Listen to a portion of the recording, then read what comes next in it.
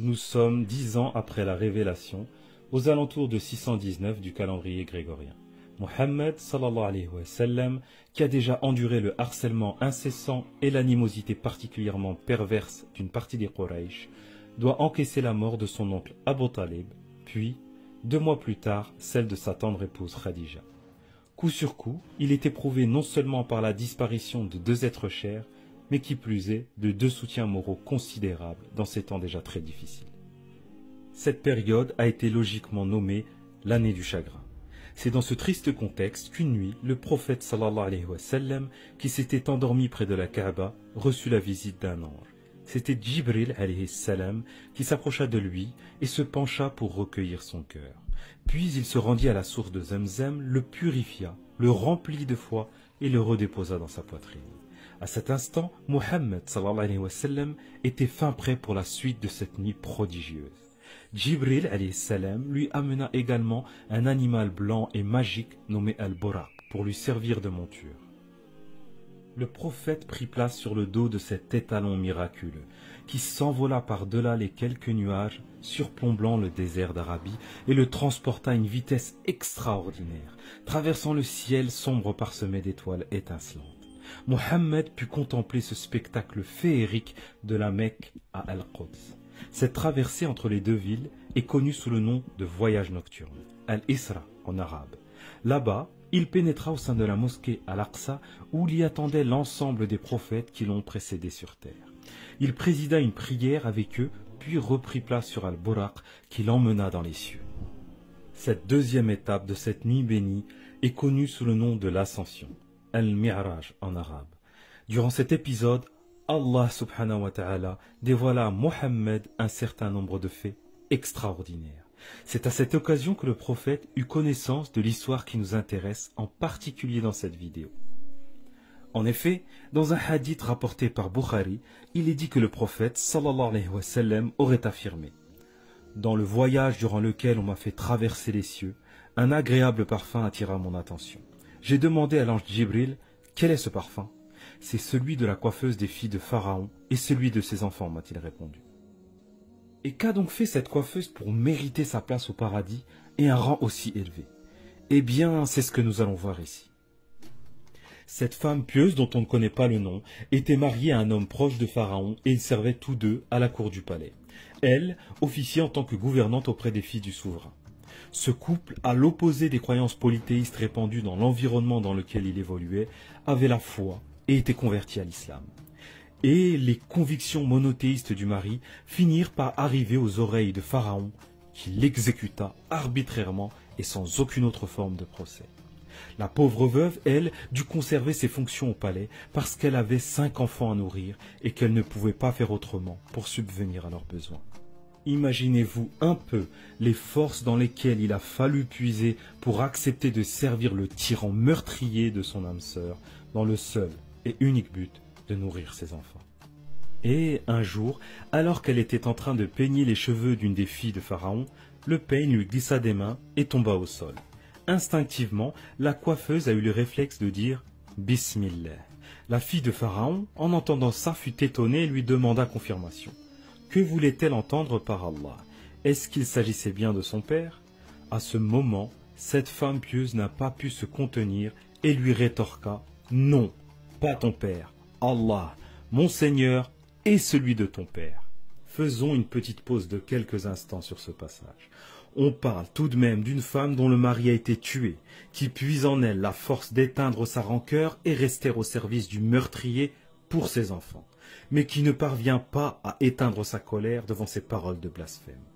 On met tout de même en balance un acte atroce et injuste face à une parole. Certes, lourde de sens, mais qui reste une parole. C'est dire le niveau de foi de cette femme. Mais cela n'est rien encore en regard de ce qu'elle va subir par la suite, car bien évidemment, l'histoire ne s'arrête pas là. La fille de Pharaon fait remonter l'information à son tyran de père, selon laquelle la coiffeuse adore une autre divinité que lui. Lui pensait peut-être que le cas de son mari lui aurait servi d'exemple, mais il constata qu'il n'en fut rien. Il la convoque donc et lui demande de se soumettre et de le reconnaître comme seule divinité. Mais elle lui rétorque par une fin de non-recevoir. L'obstination de cette femme met le pharaon hors de lui. Il décide de l'emprisonner et de la torturer durant un temps. Il pense que le passage par les geôles égyptiennes et un traitement adéquat lui feront entendre raison et qu'elle allait reconnaître son caractère divin. Quelque temps plus tard, il la reçoit de nouveau et s'attend, après ce traitement particulier, à ce qu'elle revienne sur ses propos et se range naturellement au polythéisme.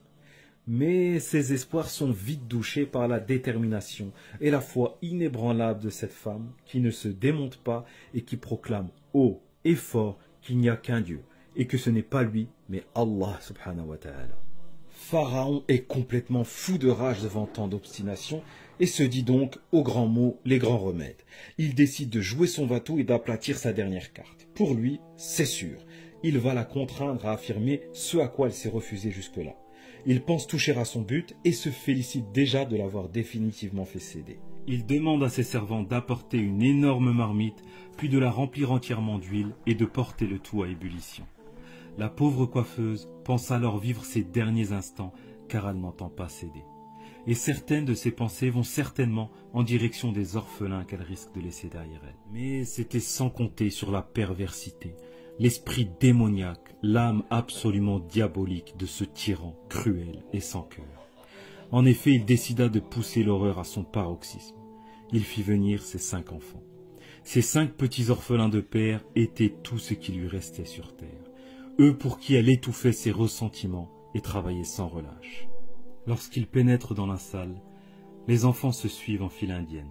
Impressionnés par les lieux, ils marchent de manière craintive, sans trop comprendre ce qui les attend, inspectant les lieux d'un regard mélangeant admiration et circonspection. Jusqu'à ce qu'ils aperçoivent leur mère. À ce moment, ils se mettent à courir dans sa direction et sautent à son cou. Ils l'embrassent et se serrent contre elle. Ils viennent alors de retrouver leur maman. Et elle, de revoir ce qu'elle a de plus cher sur terre. Notamment son petit dernier qui est encore en bas âge. Elle le cajole, le prend dans ses bras et demande à l'allaiter. Mais à peine a-t-elle nourri son bébé qu'un garde vient se saisir de l'aîné de la fratrie pour le mener vers la marmite pleine d'huile.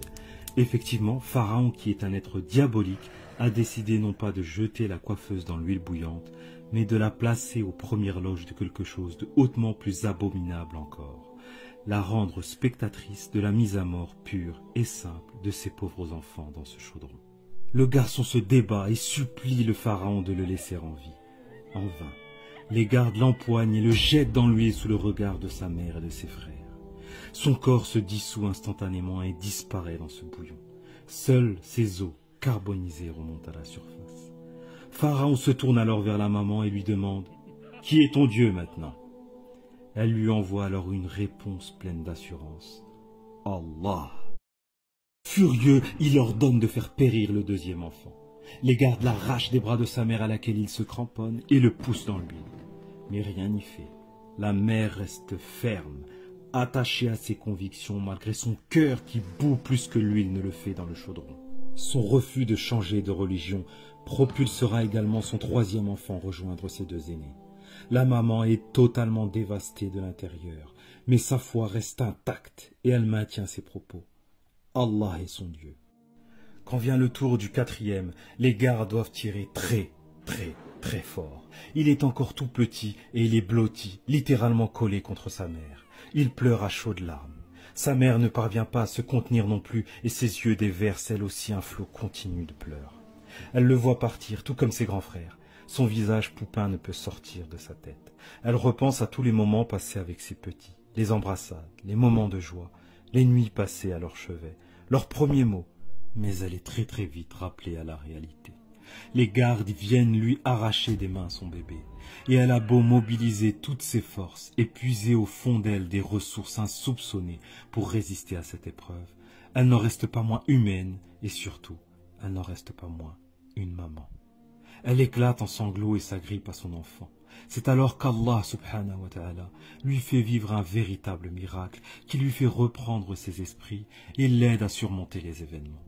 Son bébé se met à parler et lui dit « Maman, endure cette épreuve, c'est toi qui as raison. » À cet instant, sa certitude se raffermit encore, elle fut soulagée de recevoir ce signe de son Seigneur. Elle accepta donc le sort qu'on lui réservait, car elle savait qu'elle pourrait ensuite demeurer l'éternité au paradis avec les siens.